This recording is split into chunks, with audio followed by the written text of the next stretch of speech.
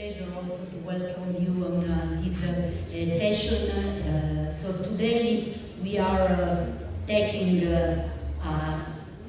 let's say critical approach on what are the developments, the legal developments on the law of transboundary aquifers.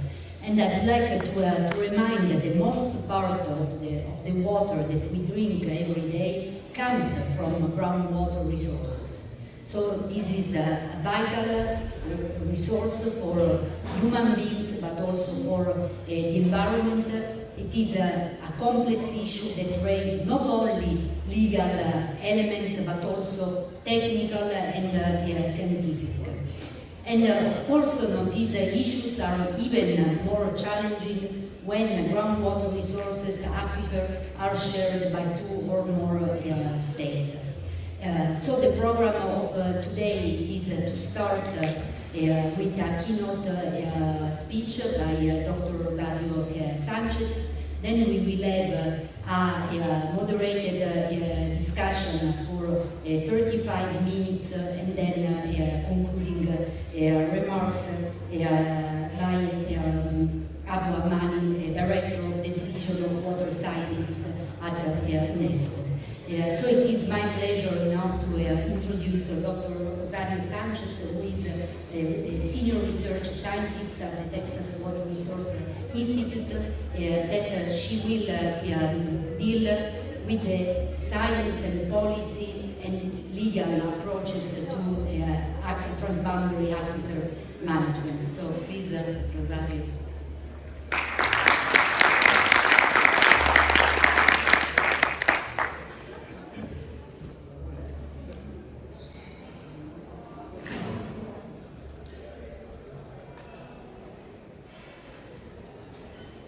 Good afternoon, everyone. Thank you, Maya. Thank you, Vigo, the Association for International Water Law, for the invitation of having me today. It's a little bit frightening that I know that there are a good amount of lawyers here, and I have a tendency to argue with lawyers and the tendency to be crushed by lawyers. As a cucaracha, you know what a cucaracha is? Okay, so, but you know cucarachas actually never die. So they always come back, So, for today, I'm not going to argue, I'm just going to question. And, the what if possibilities within the framework of transboundary aquifers worldwide. And why are we seeing what we're seeing? In IWRA, Eckstein in previous planning meetings actually stated that we are stagnating. We are at a stagnating point in terms of development of transboundary aquifer management. And that was in the back of my mind when I presented it, when I was planning for this. I said, well, what if we're not stagnating, we're just in a black hole? I don't know if you see a difference there, but I do see a difference.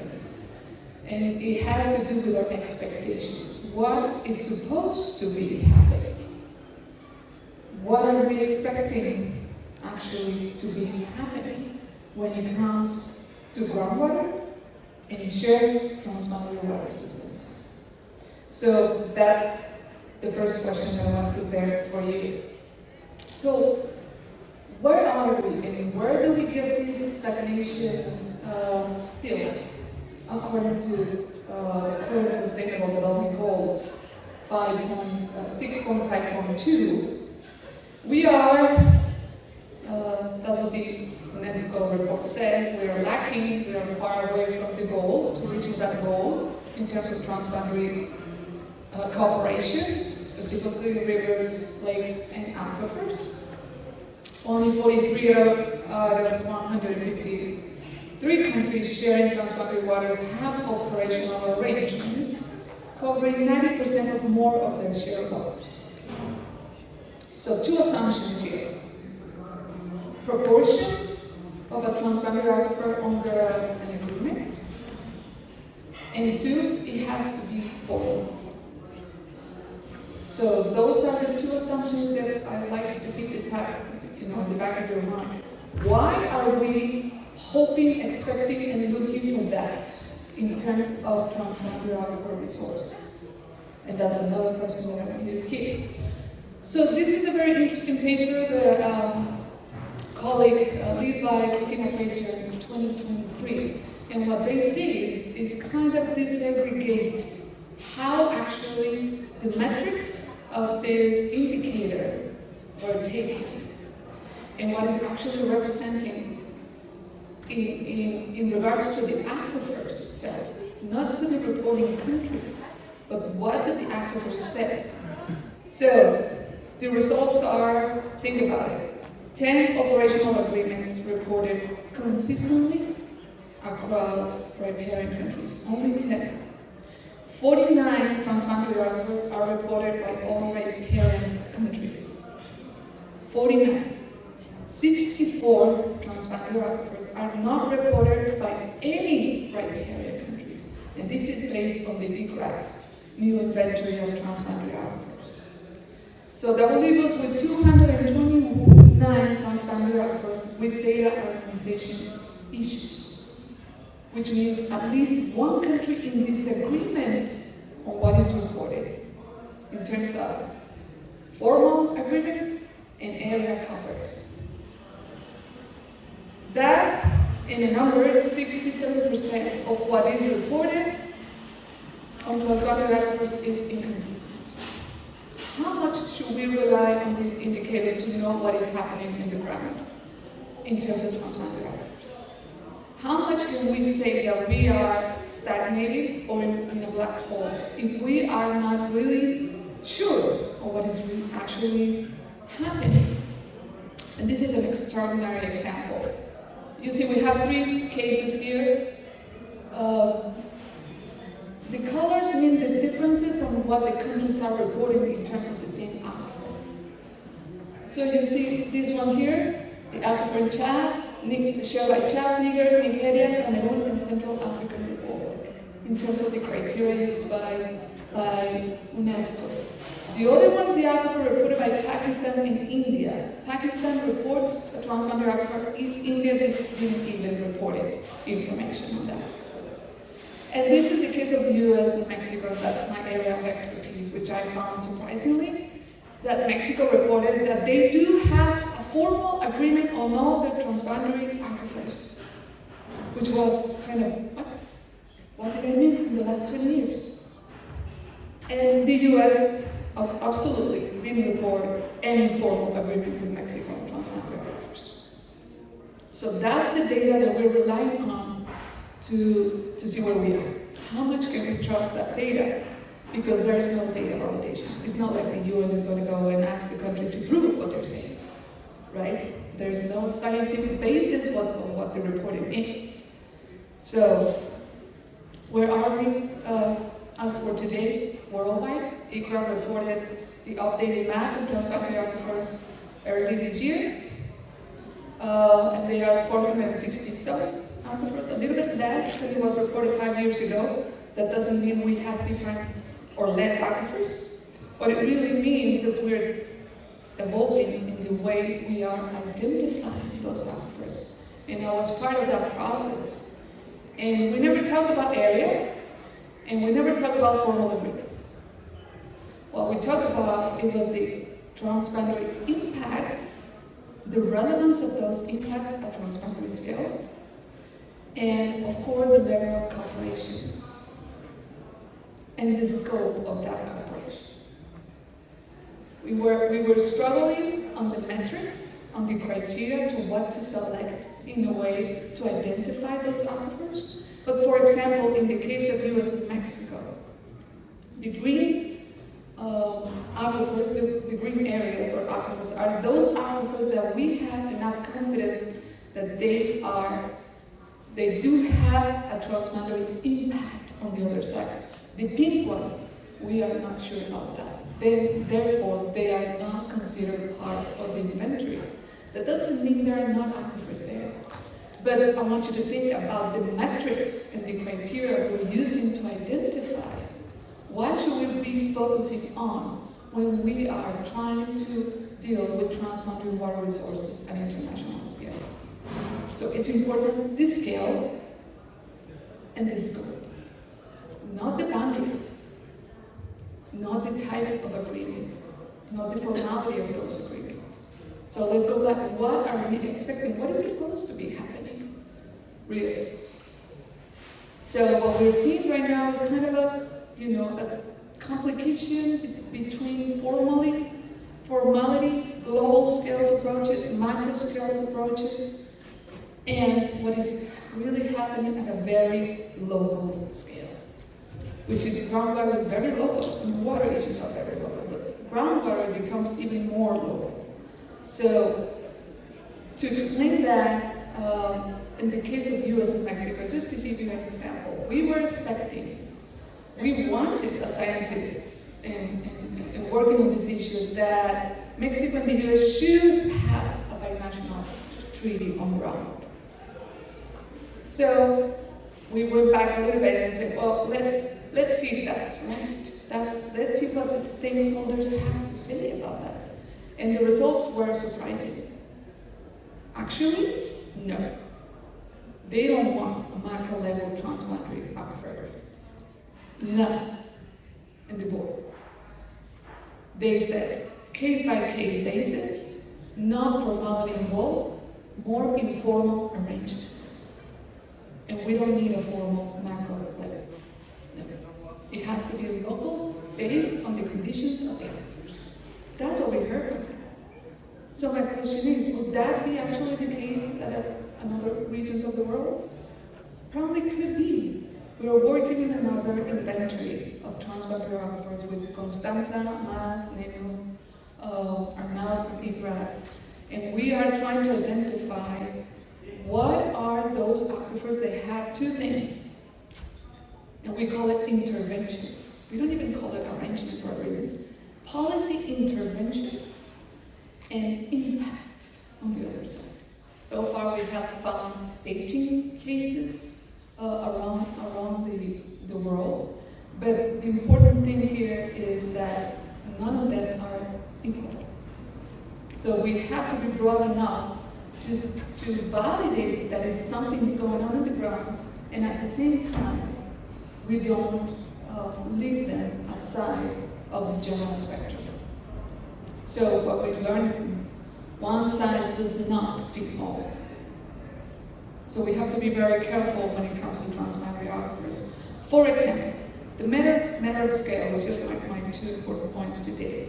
This is transboundary aquifers between Mexico and the US. This is California on the north, Baja California on the south, and I don't know what pointed.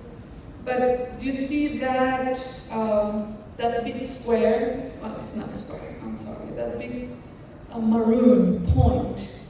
That area there, which is the Mexicali Valley, Imperial Valley in the US, and the Mexicali Valley in Mexico side, produces 80% of all the vegetables consumed in the US in the winter.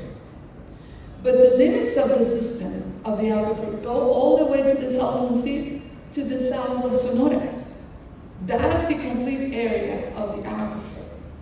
So imagine, if we're thinking about a metric that only focuses on the proportion of that aquifer as to give it like we are in good shape or not, well, in this case, it wouldn't matter, really.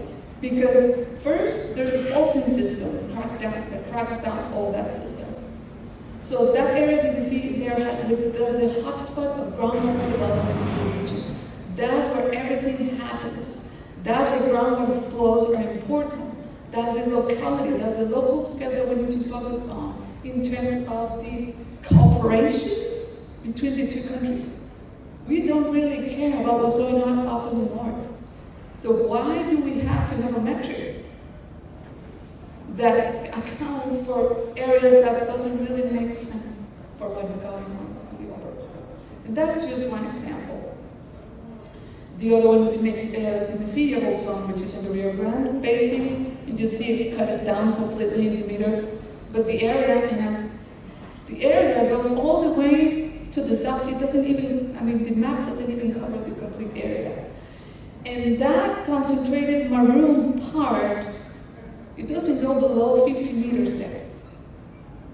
which means it's completely connected to the Rio Grande basin in that area.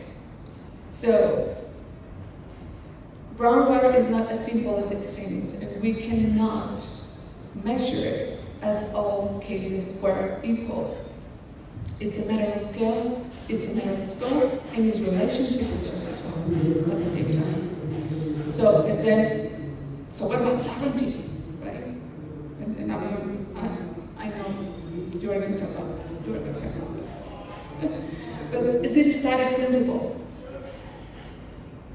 Is it? I'll ask the lawyers here. Well, it all depends, right? When it comes to transboundary aquifers, that's negotiable. That could be negotiable, and we have seen that in a lot of places. We coined an approach that we call transboundariness, which is the nature, the strategic value of an aquifer that gains when it's located within 2 or more countries. Something happens when an aquifer is located at the border. It's not just the physics, it's not the hydrogeology anymore, it goes beyond that. It's geostrategic value, it's socio-economical component, it's economics, it's political value. So everything is negotiable, even sovereignty. Is that fair? I haven't finished. And water becomes part of a bigger agenda. It's a relational power. Groundwater has relational power when it's located in the border. So it's not as simple as 2 metrics, right? We need to be looking more in depth at what is going on there. And the proposal is, well, what is the objective? What do we need these for? What was the purpose again of monitoring cooperation? Well, what we need to monitor is the effectiveness of that process, on how that process actually evolves. What is happening within that process? It doesn't matter the goal. It doesn't matter if we have an agreement or not. What we need to know is what is actually going on within stakeholders at that very local level. So, the take-home message or the questions to be addressed focus on the effectiveness of that process instead of the goal or even the boundaries of that system. Don't forget about the scale and the scope of that level of cooperation. We cannot leave that on the end. And of course, the relational power of groundwater. The current metrics, they need to be reassessed when it comes to transboundary aquifers because we cannot rely on that based on what we're seeing in the ground. And of course, one size does not fit all, but guess what? It doesn't really need to. We don't need to fit all. Of course, it's more complicated, but at least it's more realistic and much more effective, by the way. And what is the role of science within all of this? Well, we usually say we need to inform. Science needs to inform. I don't think it ends there. I don't think we are in the point that we need just to inform and let go. I think we need to be more effective in the way we inform. I think we need to translate what the science is, what the science is actually saying, because this topic is rather a complicated topic. We need to activate, and I think that's what we're doing right now, within interdisciplinary teams, not just the technical part, but also the legal part, political part, the economic part, institutional part. And we need to pursue. It's not just to inform. And with that, that would be good. Thank you very much.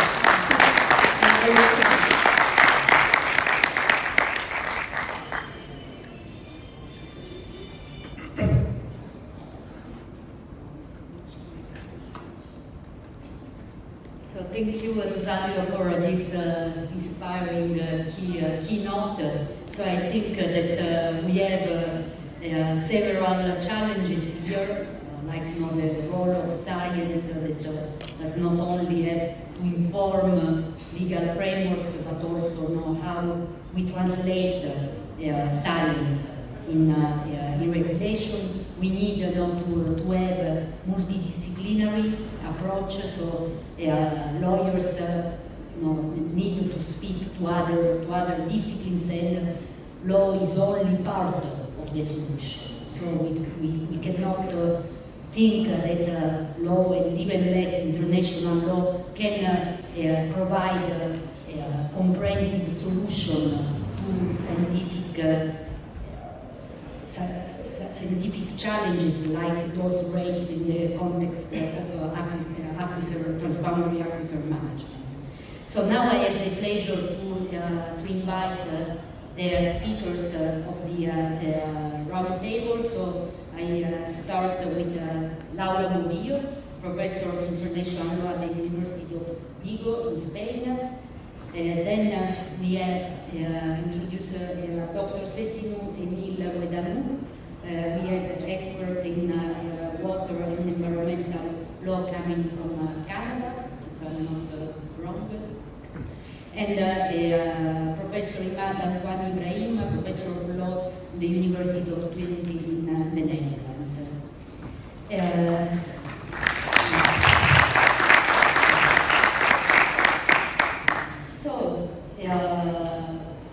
I think that the speech of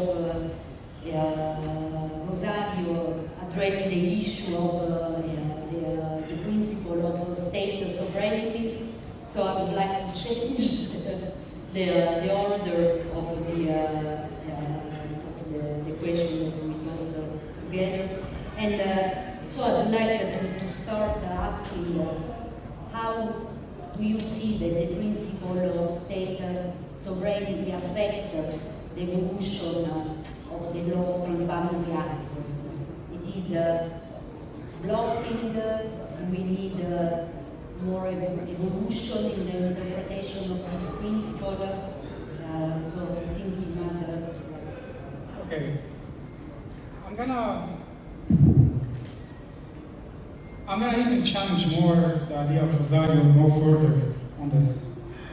Because from what I understood, we are still trying to negotiate sovereignty when it comes to this topic. But if we take a minute and go back and just think about it, let's look objectively at the transboundary aquifer. It's an aquifer of transboundary groundwater. It's a kind of water flowing from one country to another. And we try to apply to it the principle of permanent sovereignty over natural resources. The first question that one asks is the following. What is permanent in this case? And if you think about it, it's not the water. Because once water crosses boundaries, it's no longer for the state to use. So what does the state really have in control? It's the territory. It's the geographical location where the water exists. So de facto, already the application of that principle to the case is imprecise. Based on that, one could say, one, there is no such thing as permanent sovereignty over the transboundary groundwater, because state has sovereignty only over the geographical location where that groundwater exists to a certain amount of time. After that, once it crosses the border, it's another state. So effectively, we need to reconsider the principle of permanent sovereignty over natural resources. And this is not only happening for transboundary groundwater. You have plenty of ecological or environmental issues where we are having the same problem. Be it for climate change, be it now for the new treaties in the moon to discover natural resources, be it for the Antarctic and the icebergs there, the national of the sea. We are at a point where we need to look at the principle itself, considering the Anthropocene. And at this stage, we're not doing that. For lawyers in the legal field, in the water field, we need to speak more to geographers and acknowledge the existence of legal geography and geography itself, not only borders, from a legal perspective. Thank you. Thank you. I think that this answers a little bit to the question about the state sovereignty is a static principle. I think it is not a static principle. It's something that is an evolving concept that is interpreted in the light of the concern also of the current society, international society that we live in. So I would like to go to Cécile. what is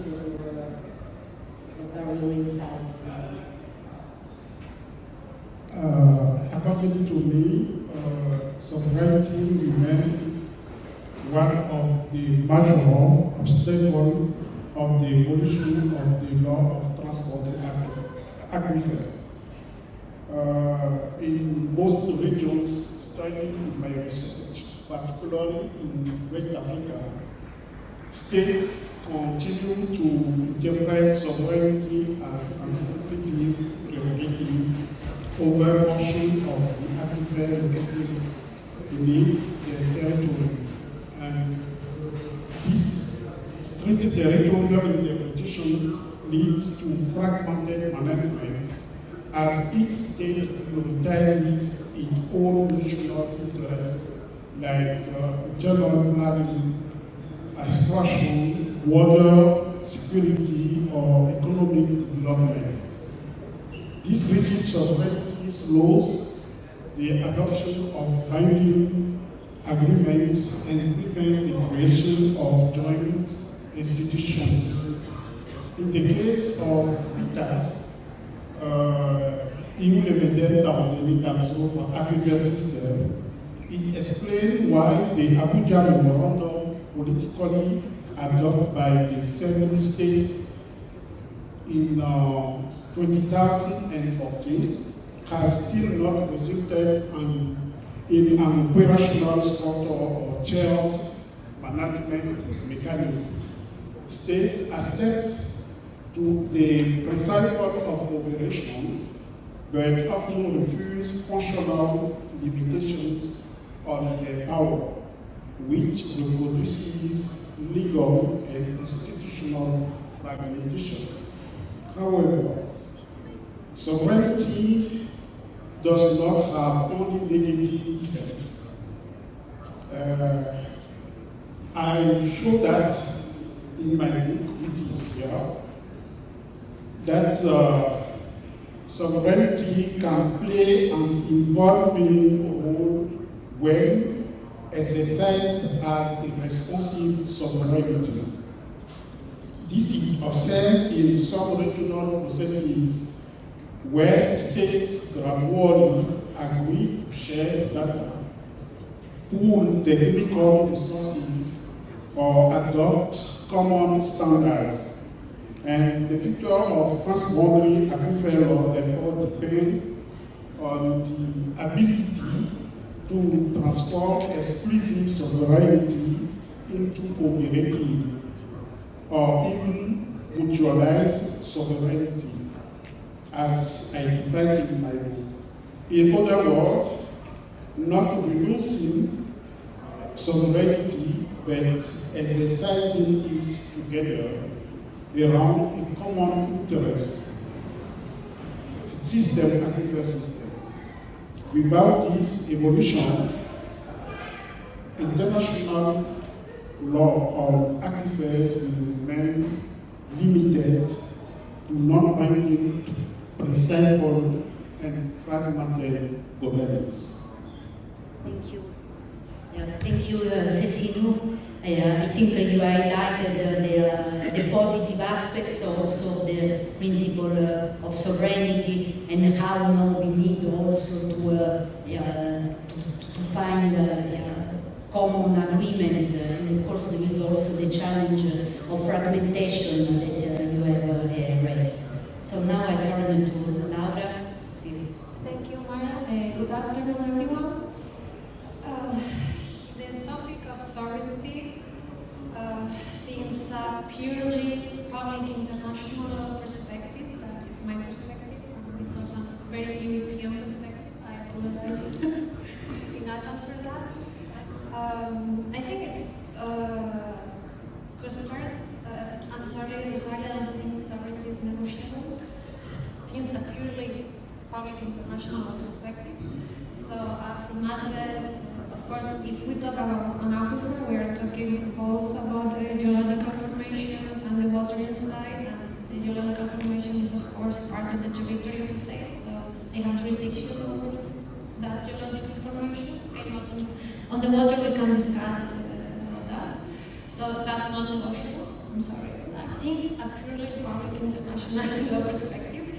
But as Mara says, sovereignty in general, not only in this context, it's a revolutionary concept. I mean, it's not the sovereignty of the states of the 16th century. I mean, it's a limited sovereignty and implies both rights and duties. So all those debates about that disposition in the IRC draft articles on sovereignty that weight many opinions on, I mean, I've never understood that all that controversy that surrounded that article, because as the special rapporteur itself said, it was a quite balanced provision because it reminds us of that sovereignty. I mean, it's something that we already know, it's there. But it's limited by all the dispositions of the articles, by the nature of the transboundary that it's going to require cooperation with the states, all those rules that are there, equitable utilization framework, if they apply to aquifers and so forth. So I don't really see an issue there, theoretically, since it's a purely public international law debate. And in fact,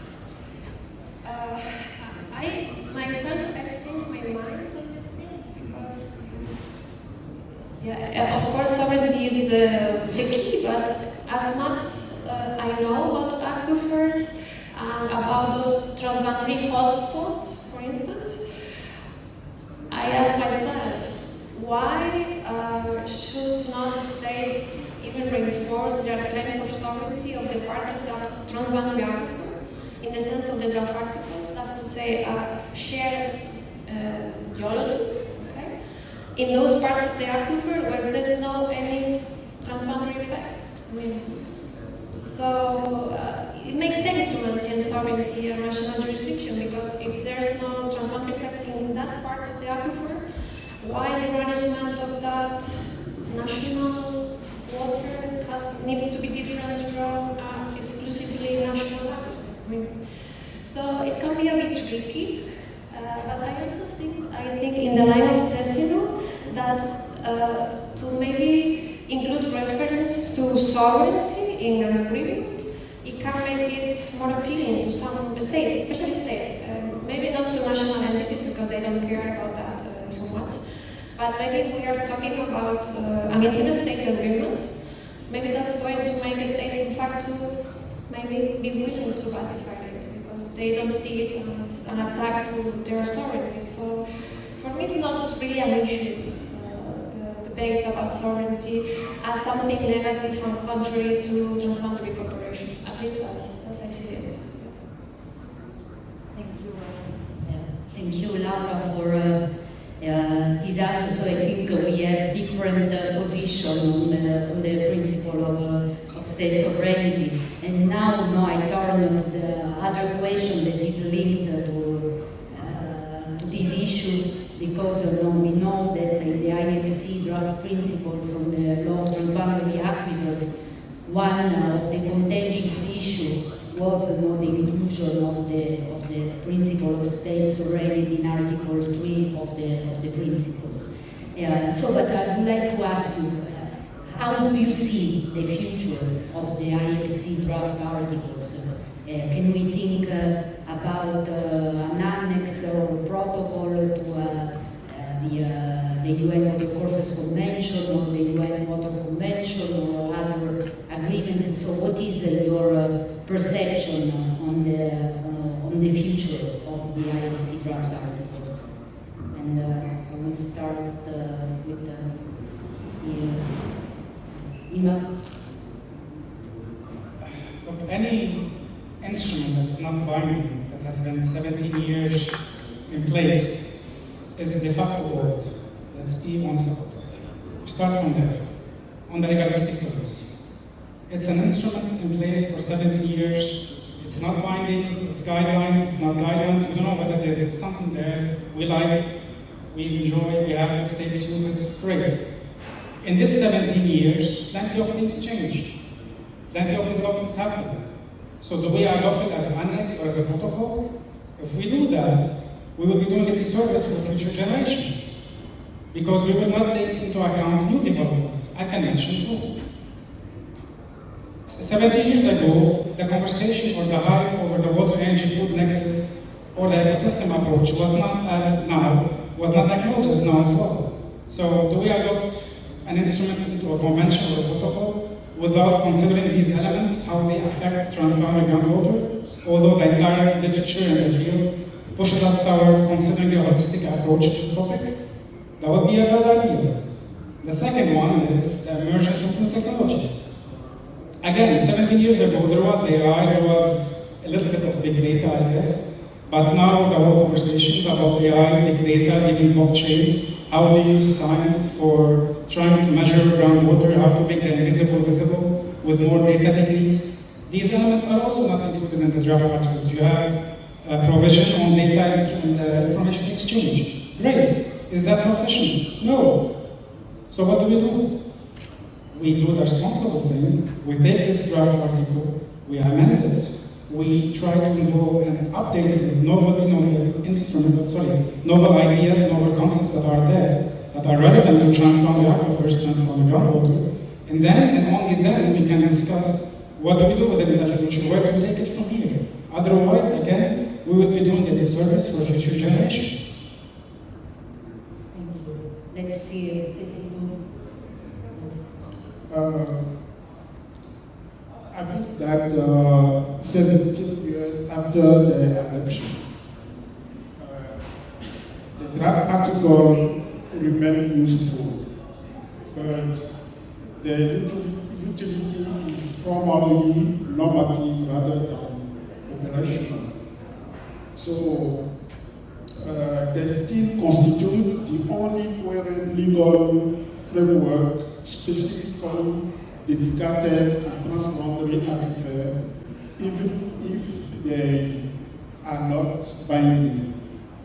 Because according to me, they establish substantive obligation of customary value, such as reasonable and equitable use and the prohibition of causing significant harm, as well as procedural obligations of customary value, such as the duty to cooperate, extend data, and specific rules for transboundary aquifer. These elements, which are recognized by state practice and the international jurisprudence, remain highly relevant for the management of transboundary aquifers. That said, I think that their implementation remains limited, and the draft aquifers has not been sufficient to create coordination institutions or harmonize genuinely common practices. Nevertheless, the influence exists when applied in a regional context.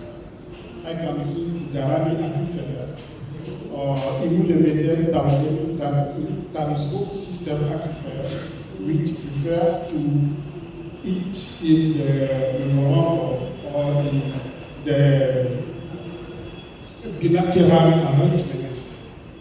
And I think also that the most important contribution is that dry aquifer provide a legal foundation conducive to cooperation or a dynamic cooperation between state aquifer. In short, the draft aquifer are still useful not as a completed solution, but as a lever to build strong regional frameworks and involve transboundary aquifer management from fragmented logic toward a mutualized, equitable, and sustainable governance. And finally, I think it can be a protocol which can be attached to UN Water Courses Convention. Thank you. So what we take from these two first contributions, it is that the ILC draft articles also provide a common language, we can say, to the states, and maybe it is also our responsibility as legal scholars to maintain the interest and the future of this document. So now I turn to Laura for her insight on this. Thank you, Mara. Yeah, I basically agree with what the other two panelists have said. I think that it's still useful if states want to use it as guidance or reference. Of course, one size does not fit all, but I think it provides a sound legal basis to start and to adapt those provisions to specific circumstances. It is true that we have also learned a lot of things in these last 17 years about aquifers, and for instance, they do not include express references to, for instance, zoning management approaches and these kind of things, but I don't think they are incompatible with the spirit of the draft articles and with that general framework. To be honest, I don't see anything around the draft articles happening soon in the current international scenario. I don't think this is a priority in general. So what are we discussing then? Yeah, of course, but the problem is not the draft articles. I mean, I think there's a general lack of interest on the topic, or maybe on transboundary aquifers, or a lack of knowledge of the relevance of transboundary aquifers. So, to be honest, I would like to see it, but I don't see it happening soon. I don't think if a protocol to the not so successful Water Courses Convention is a feasible option either. And in any case, I would bet for an approach like the UNESCO Convention with something behind the convention, an institutional forum, something where states can discuss, exchange experiences, practices, information. I see that as a more useful outcome of something that we can agree on at the international level, because we still have so much to learn, to share, and so forth, that probably we need to start just with more conversations. Okay, so maybe I don't want to have more international institutions to the already existing ones, but I think that maybe a forum, an institution behind an instrument, it's even more important than the instrument itself in this case, when we talk about transboundary aquifers. Thank you. I think that also beyond the political appetite to develop something, we should also recognize that in the case of aquifer, we need financial resources to develop the scientific studies and also the common methodologies to exchange common data, that it was raised this issue by Rosario. But now I would like to turn to let's say another scale of the discussion and to go more in some specific case of transboundary aquifer arguments. And so I would like that you share some examples of the development of specific transboundary aquifer agreements. So maybe. I will speak briefly on the Lincoln Sandstone Aquifer.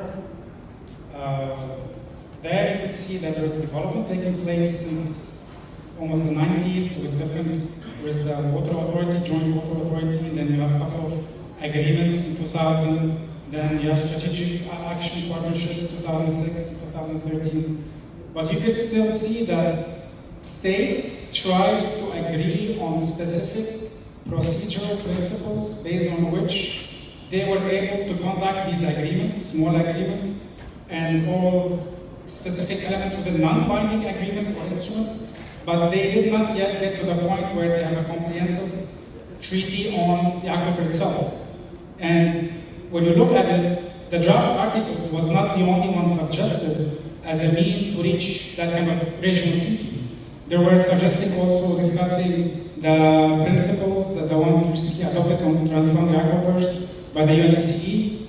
Some even said, let's use the Bellagio draft treaty as a way forward. That makes you question, where are we going back if we want to move forward? I have no idea. That doesn't work like that. Whether they're going to have a comprehensive treaty, it's not clear yet. They need to sort a lot of factors that are there, including the fact that there's a lot of groundwater obstruction, issues concerning food security in agriculture, and the inability to share data at this stage. Before then, they will not be able to have a treaty that is comprehensive enough, at least for now. But that's one example, for instance. Things would be even worse if you consider the entire role. They have this idea of the draft articles of the draft water convention for the Arab world. It only mentions surface water, whereas groundwater is there, but you don't have provisions there on groundwater or transboundary aquifers. I don't know why they did not consider that. But that's another conversation. But this is how I see things, at least in this region for now. Thank you, Ima. Now I would like to turn to Cecile for sharing his insight. Il vous devait entendre Tanzro for Aquifer System, which is shared by Mali, Nigeria, Niger, Benin, Algeria, Burkina Faso, and Mauritania. That system shows both the potential and the limits of developing specific agreement on transboundary aquifers. And this process is particularly enlightening as it illustrates the still incomplete transition from fragmented management to a structured cooperation approach. One of the first lessons that it has helped create a shared political awareness of the transboundary nature of the resource. And the second state requires the need for a concerted framework leading to the Abuja Memorandum, a political declaration inspired by the draft article. This is a positive point. An agreement can act as a catalyst, harmonizing language, priorities, and objectives.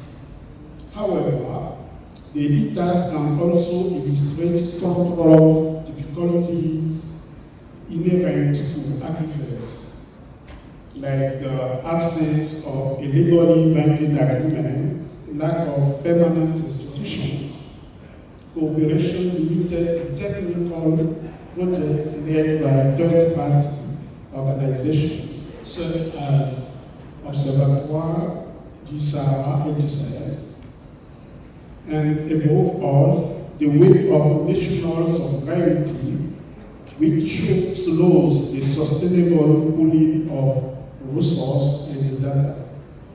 The ETA's experience therefore demonstrates that specific agreements are useful, but only if they go beyond minimal coordination to evolve towards mutualized cooperation. Without these elements, as ETA shows, the agreement remains a statement of intent rather than a management tool. Finally, the experience of ETA calls for thinking about more integrated agreements based on hydraulic solidarity, functional interdependence, and the mutualizing of resources as a new paradigm for transboundary aquifer management. Thank you, Cecile. So now, Laura, what aquifer would you like to address?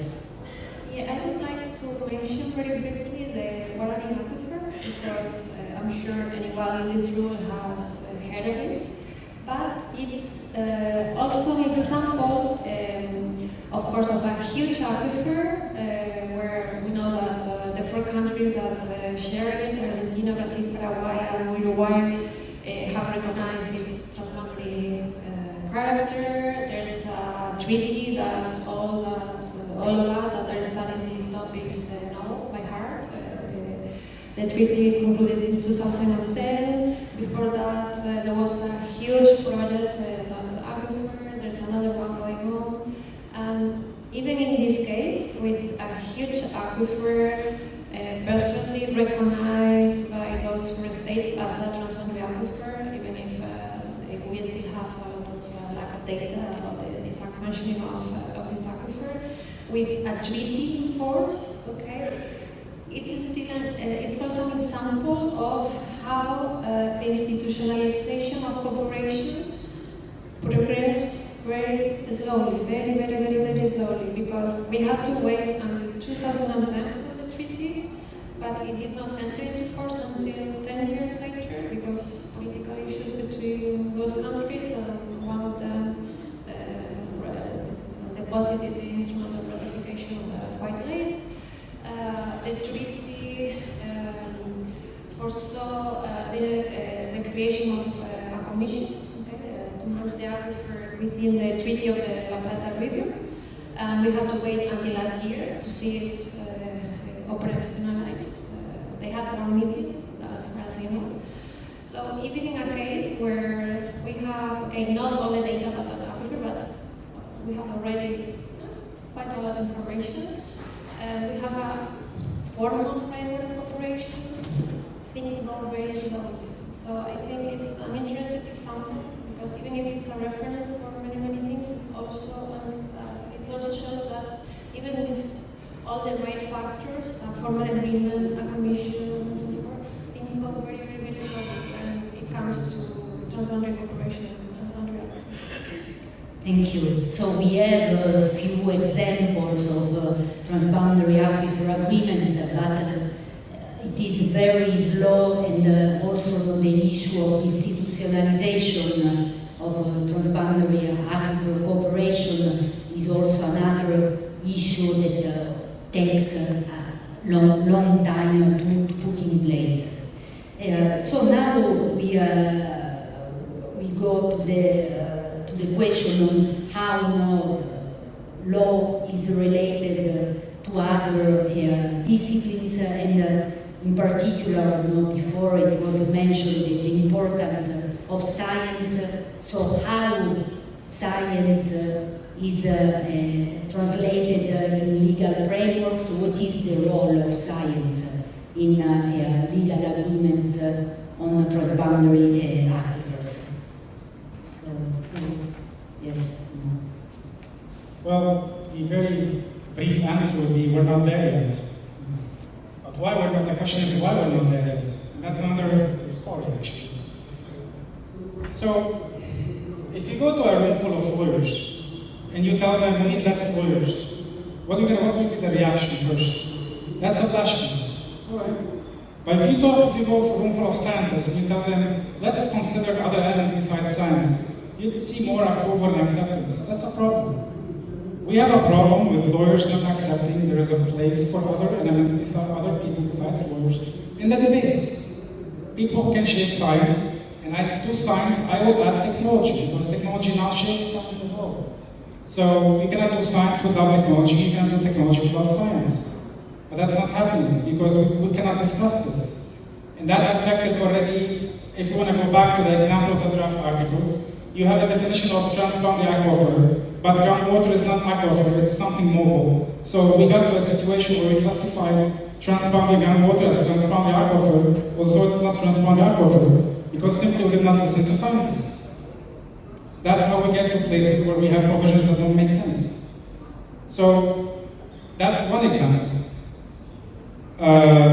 I can speak a little bit more about recent developments. For instance, where I am, the university, we're starting with projects funded for AI, for natural resources, be it energy or water. We try to find legal expertise, people who understand these elements. There's nothing there. You try to find a literature, somebody who wrote, okay, please tell me something about how is AI affecting water resources from a legal perspective. We're still scratching the surface. In the last, maybe there's a couple or three. Right now there's more, but that started up in the last 5 years. There is a giant, if I use Rosario's metaphor, there is a giant black hole that needs to be filled. And right now, that's an opportunity for lawyers, especially young lawyers, who want to jump on this wagon and try to assess, okay, what is the impact of AI on water? How would AI be used? What is big data? But then they need to also be comfortable with getting into the private field. Because if you discuss big data, it means you're discussing issues of privacy. Privacy, security, black box, bias, algorithms, all these are things being dealt with by private lawyers in the private field. You need to be comfortable a bit with private literature.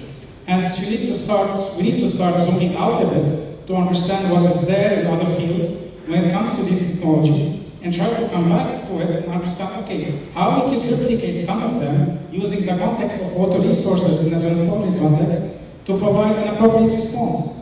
Because at this stage, we don't do that, unfortunately. That, we don't even think about the political conversation. For instance, there is an Aquifer shared between South Africa and Botswana.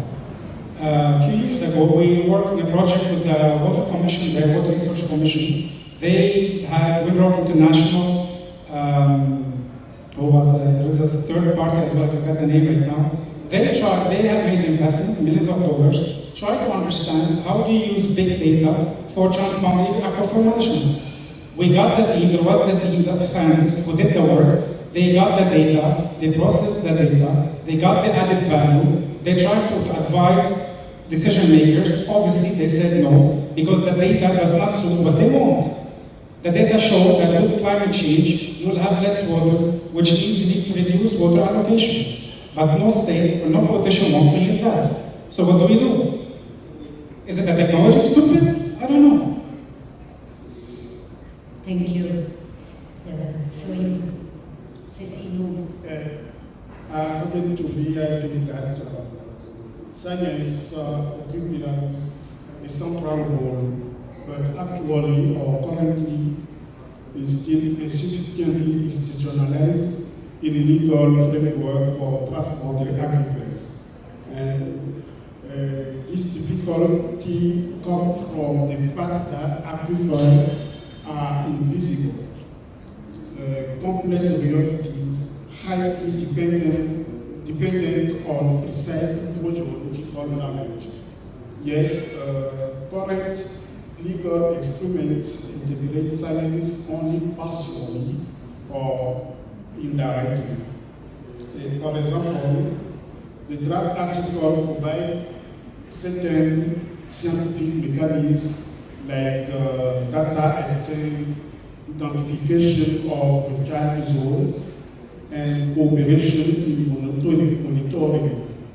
But they do not create a permanent scientific structure or a common protocol for data production. In the case of ITAS, this leads to persistent fragmentation. Each state has its own data, often incomplete and sometimes non-harmonized, preventing the development of a common understanding of the aquifer. And the experience of ITAS shows, however, that science can become a real lever for cooperation, very supported by regional technical institutions. OSS, Observatoire du Sahara du Sahel, for example, played a decisive role in characterizing the system, hydrogeological modeling, and building a regional database. but this scientific integration remains external to the state. Why? Because it's not consolidated in building legal framework or a common institution. So I think, in other words, that science must become a legal pillar, not just a technical support, but only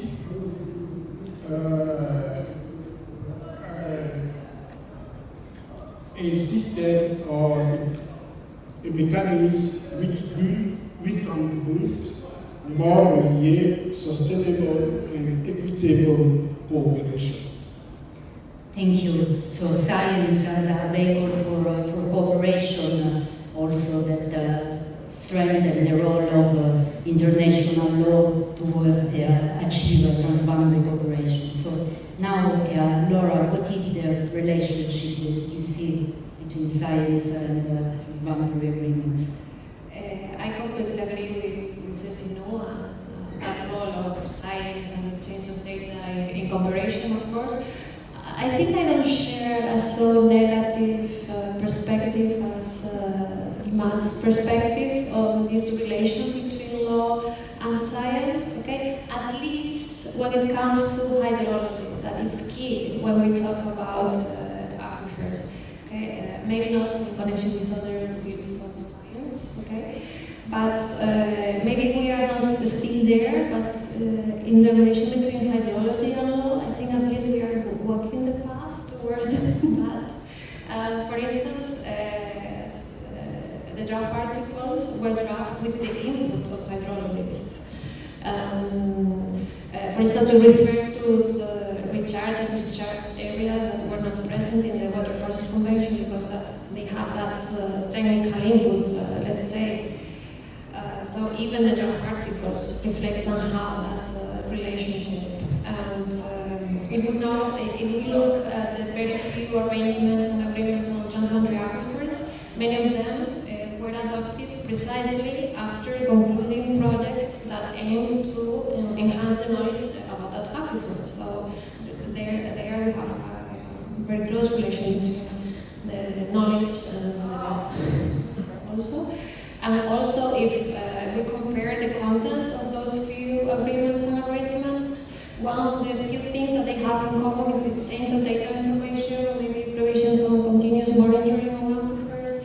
So they recognize the need to share that information. The other thing that they have in common, many of them, is the establishment of joint mechanisms that are going to facilitate that exchange or to carry out joint studies. So I think a little bit hydrology, that it's key. The relation is already consolidating at least, I think. So I was going more on the technology side. My rant was on the technology side. That's why. So thank you for sharing your expertise on this topic.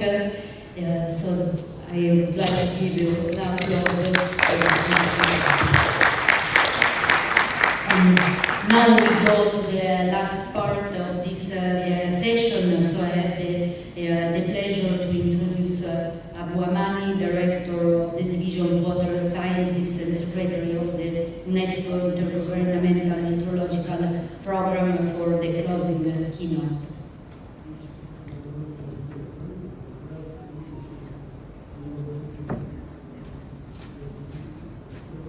Thank you very much. Good evening. And I'm very, very pleased to make these closing remarks. Of course, after this very rich discussion exchanges, it's very difficult to provide all the elements, but let me try to provide you some ideas and also way forward, particularly also stressing what from UNESCO perspective we have been seeing this issue of transboundary aquifers management in the uncertainty, because it's something, as you know, UNESCO has been dealing with for many years, and we are very pleased to continue doing it for the benefit of governments. Allow me first to thank our moderator. So thank you for all the work, also all the speakers. Really appreciate this very rich contribution. So what we heard that, of course, we have a variety of contributions coming from legal, scientific, and policy perspective. This is really demonstrating the complexity of addressing the issue of transboundary groundwater and the need to continue looking at the issue of groundwater, not only technical topic.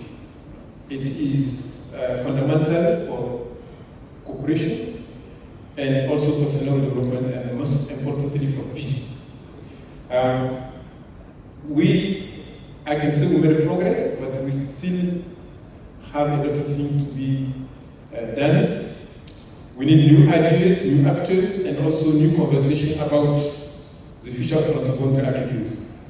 And many of the contributors made reference to the articles, UN articles of transboundary aquifer management, which are a very important framework for all of us.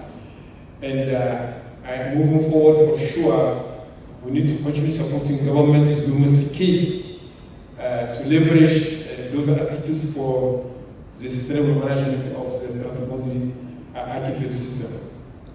And here, let me really emphasize on one thing from UNESCO perspective, which is really the evidence, the science. If you are not able to provide the appropriate evidence, sound knowledge in helping government addressing the transboundary aquifers management, we will not reach what we should really achieve, which is really peaceful management of those systems. So, moving forward, we need, as I said, to increase the knowledge not only on the hydrogeological issue, but also the knowledge related to the social, environmental, and economic implications of the managing those transboundary aquifer systems.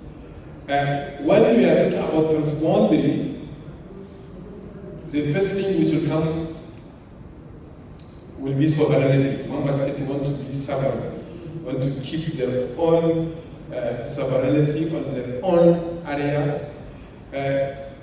We need, unfortunately, for a good transboundary water aquifer system management, we need for government to understand that sovereignty, they need at some point in time to understand that they need to make it soft, that's maybe an appropriate term, so that they can cooperate with others. Because those systems are crossing borders, and sticking to its own sovereignty is not helpful. So that should be really a very important message we should continue to portray, provided to the member states. That because interdependency is a must for cooperation in that sense. We have some good examples, as you know. We have the Guarani example, where, of course, as you know, there's an agreement there. And also, we are working with the Niger Basin, with our project ICTAS, to bring the Ulmuleden integration of water management within the basin, but taking into account that. So we are working on also an agreement framework, but we're not there yet, but we're working to provide support to them. So we need to have to be creative on the different model of cooperation. And from our perspective, we need to leverage existing framework. Where we have already framework available in river basin, sometimes it's better to plug, to join that force, that one river basin, so that groundwater is well recognized within the river basin. So this is, as you know, the case of stampede aquifers, even though it was not discussed here. we have done in Southern Africa, Namibia and Botswana, with Corasicom, where a technical expert group on hydrogeology to work within the framework of Corasicom for better management of that aquifer system. So those are concrete examples. So moving forward, we have many questions, of course, but I want to go into all of those questions. I want to raise once again to stress the fact that science helps to build trust. Exchanging data, make data accessible is really critical moving forward. Another element which we believe is critical is capacity. Building capacity of all these stakeholders is really paramount. Because without the capacity, it will be difficult for those who are supposed to take the decision to be well equipped in taking the appropriate decision. So from UNESCO perspective, we are moving forward. I will highlight 2-3 points from UNESCO perspective moving forward. The first one is of course on continuing work on the articles. As you know, next year the General Assembly will look at again those elements of articles, and as we have been seated within those articles to support governments in domesticating them, moving forward, was ready to continue doing so. As you know also, we have been working with UNICE on the indicator on transboundary water cooperation, and will soon launch the 4th cycle, as you know, of report on transboundary water cooperation. We are eager to work with all of you in advancing in that sense. And I believe that we should also leverage the upcoming conference. You know, we have the UN 2026 Water Conference, which will be organized, co-hosted by Senegal and UAE, hosted it will be in UAE, we don't know where the place. And as you know, among the 6 interactive dialogue, we have the opportunity, because we have one full-fledged dedicated interactive dialogue to water for cooperation. And transboundary water cooperation is part of it, not only transboundary water cooperation, also cooperation, but also we have the standard cooperation. So we have an opportunity here to continue mobilizing all the efforts together in advancing this very, very important aspect of transboundary aquifers management. Of course, we will continue working with IWRA and IHE, and also all the partners vis-à-vis the continue updating and enriching the transboundary aquifer of the world. As you know, the current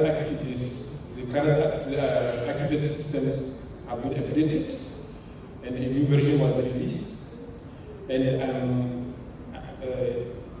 I hope all of you were able to go through that aquifer system, that atlas, that map, because the complexity of aquifers, as you know, is the fact that we are not seeing things. And although the delineation we are putting sometimes are not precise. So anytime we have better information, we need to redraw sometimes. And this is a continuous work.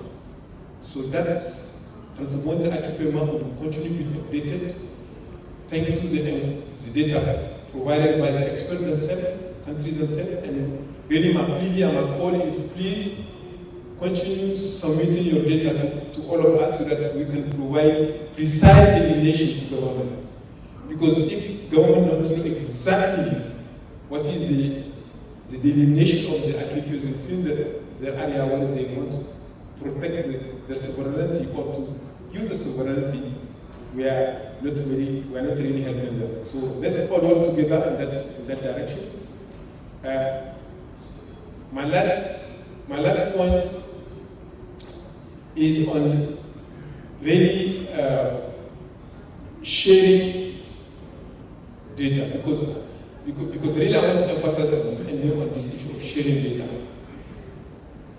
If you want to build trust, in a water system, everybody using the water for any decision making need to be at the same level of information. As soon as there is any suspicion from one of the actors, it's not helpful. The only way is to put the information at one place, kind of platform, and make it accessible to all the stakeholders who are depending on that.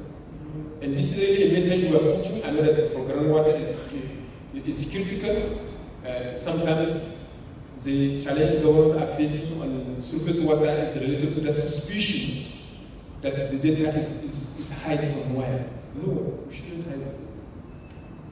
The data should be available for all, because otherwise we will endanger the integrity of the whole system. So thank you once again for this opportunity, and looking forward to continue working for all. Thank you very much.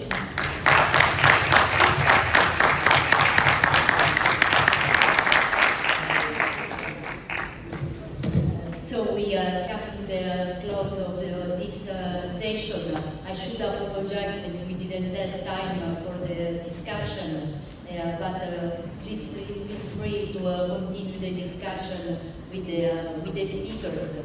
And I would like to maybe to conclude with the message also of Amani about how the law of transboundary aquifers can contribute to peaceful relationship between states. And we still really need the peace in these days. So thank you for attending.